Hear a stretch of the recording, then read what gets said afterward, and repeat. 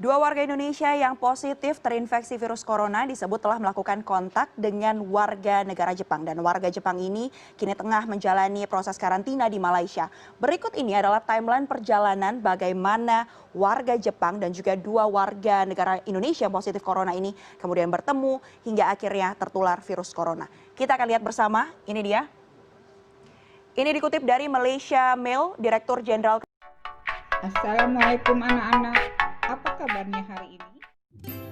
Assalamualaikum anak-anak, semoga kalian tetap sehat dan semangat. Bagaimana hari ini? Kalian sudah siap untuk mengikuti belajar daring? Baiklah, sebelum pada materi, saya akan menyampaikan sebuah kalimat. Kemarin adalah sejarah, esok adalah misteri, hari ini adalah anugerah. Nah, silakan kalian tentukan apa makna dari kalimat tersebut.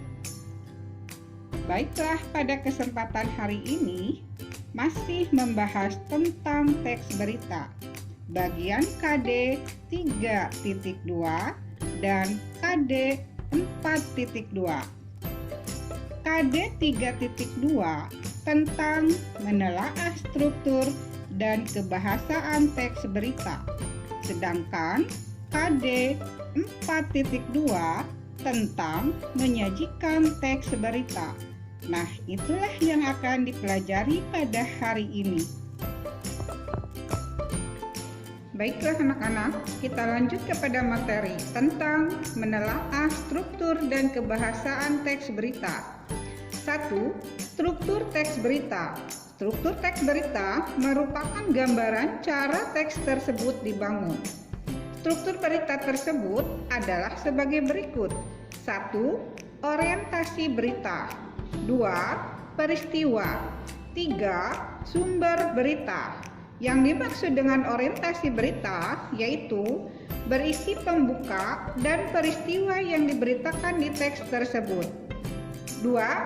Yang dimaksud peristiwa yaitu berisi tentang proses kejadian dari awal sampai akhir berdasarkan peristiwa yang terjadi dan menjelaskan berdasarkan fakta yang ada. 3. Sumber berita. Yang dimaksud dengan sumber berita yaitu dari mana asal sumber berita tersebut muncul. Nah, itulah yang termasuk ke dalam struktur teks berita. 2. Kaidah kebahasaan teks berita. Dalam teks berita terdapat sejumlah ciri kebahasaan. Di antaranya 1. Penggunaan bahasa bersifat standar atau baku. 2. Penggunaan kalimat langsung sebagai variasi dari kalimat tidak langsung.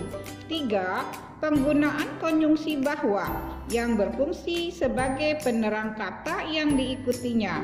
4. Penggunaan kata kerja mental atau kata kerja yang terkait dengan kegiatan dari hasil pemikiran. 5. Penggunaan fungsi keterangan waktu dan tempat sebagai konsekuensi dari perlunya kelengkapan suatu berita yang mencangkup unsur kapan dan di mana. 6. Penggunaan konjungsi temporal atau penjumlahan.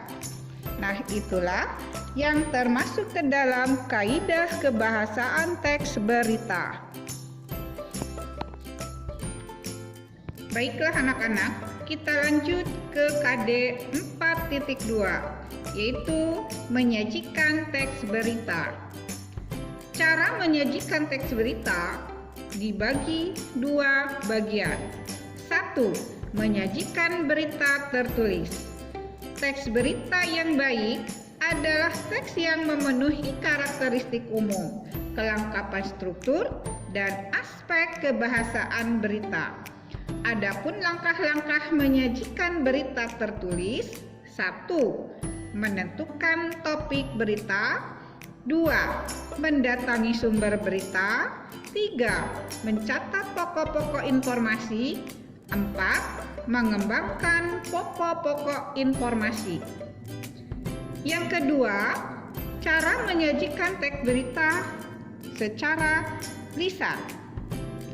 Menyajikan berita secara lisan tentunya berbeda dengan menyajikan berita dalam bentuk tulisan. Adapun langkah-langkahnya: 1. Menyampaikan berita secara lengkap. 2. Menggunakan bahasa komunikatif. 3. Menyampaikan berita dengan ekspresif.